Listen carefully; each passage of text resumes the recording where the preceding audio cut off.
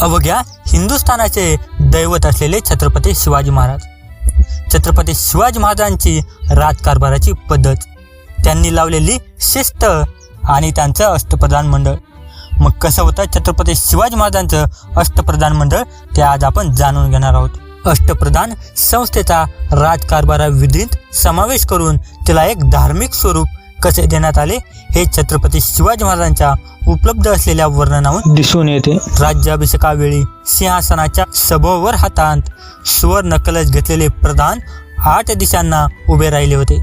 पूर्वेला मुख्य प्रधान मोरोपंत पिंगळे हाती सुवर्ण कलश घेऊन उभे राहिले होते. दक्षिणेस सेनापती हंबीरराव मोहिते दुधाचा रौप्य कलश घेऊन उभे राहिले होते. पश्चिमेस रामचंद्र नीलकंठ पंडित अमात्य दही दुधाने पूर्ण भरलेला तांब्याचा कलश घेऊन उभे राहिले होते. तर उत्तर दिशेस छंदोगामाद्य प्रधान रघुनाथ पंडितराव मधुपूर्ण सुवर्ण कलश घेऊन उभे राहिले होते.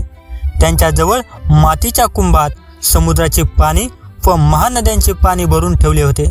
उपदेशांच्या ठाई क्रमाने अग्नेयेला छत्र घातलेले सचिव अनाजी दत्तो, पंडित सचिव नैऋत्येला पक्वानांची थाळी हाती घेतलेले सुमंत जनार्दन पंडित, वायव्येस चामर घेतलेले मंत्री दत्तो त्रिमल व ईशान्य दिशेला दुसरे चामर घेऊन न्यायाधीश बाळाजी पंडित उभे राहिले होते. राज्याभिषेकावेळी अष्टप्रधानांची नेमणूक पूर्ण झाली. यावेळी छत्रपती शिवाजी महाराजांनी आपल्या मंत्र्यांना संस्कृत नावे दिली. ही मंत्रिपदे वंश परंपरागत न ठेवता कर्तबगारीवर ठेवण्यात यावीत असे सांगितले. महाराष्ट्रात छत्रपती शिवाजी महाराजांनी जून 1674 मध्ये स्वतःचा राज्याभिषेक करून घेतला आणि मराठ्यांच्या स्वतंत्र आणि सार्वभौम राज्याचा जयघोष केला. छत्रपती शिवाजी महाराजांची राज्याभिषेकाची कल्पना अतिशय व्यापक व प्रभावी होती. या कल्पनेमुळे निर्विकार पडलेल्या मराठी माणसाला चेतना मिळाली.